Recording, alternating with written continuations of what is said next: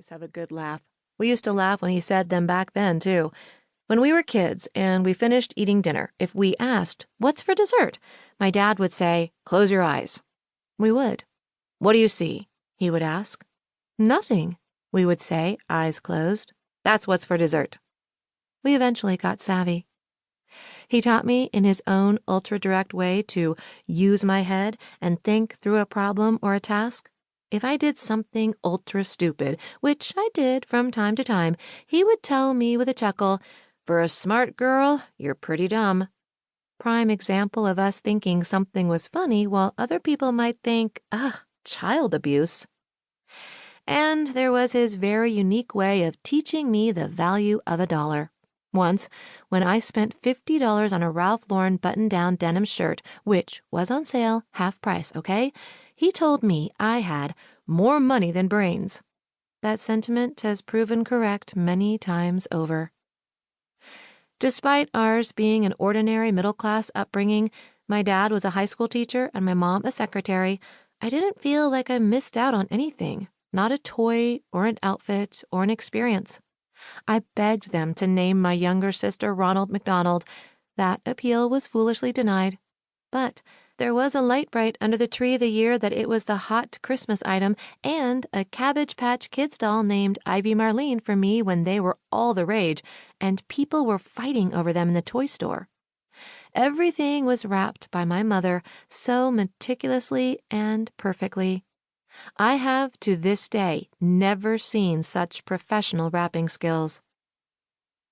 One of my most vivid memories of sheer joy was when I was 4 or 5 and my dad drove up, home from work, and pulled a red, used, rusty bike from the back of the cream-colored VW camper. I watched as he walked it to me. It was mine. He had brought it home for me. My heart swelled with pride because he had gotten me something all my own, not for my birthday or Christmas, and not something that had once belonged to my older sister. Of all the things I learned growing up, the one that started to ring in my ears later in life was perhaps an early lesson in gratitude, not that I saw it as such then. Once, when I desperately wanted a toy called a lemon twist, it was a black plastic cord that you attached to one leg, then whipped it around in a circle, repeatedly jumping over it with the other leg while the lemon on the end swirled. I begged for it and eventually got it, but I remember my dad's initial response to my request. "Why can't you just be happy you have 2 arms and 2 legs?" Good question.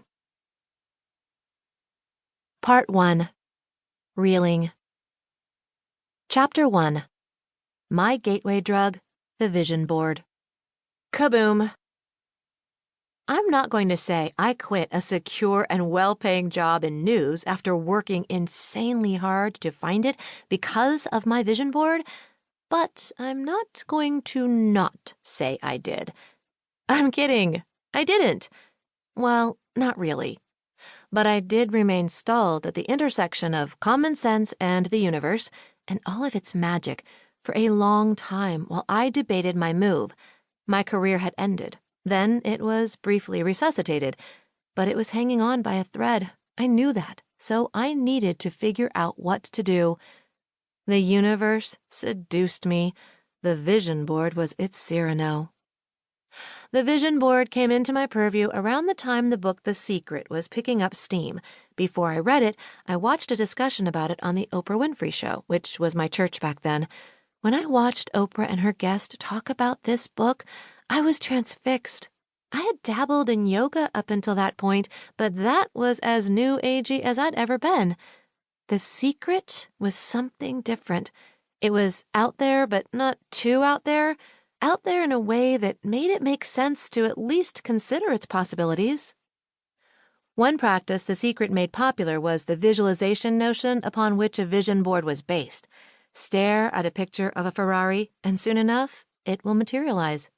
Its concept that I could will something to happen with positive thinking seemed interesting.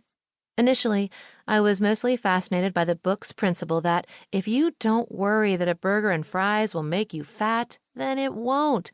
But scientific and exhaustive personal study had proven otherwise.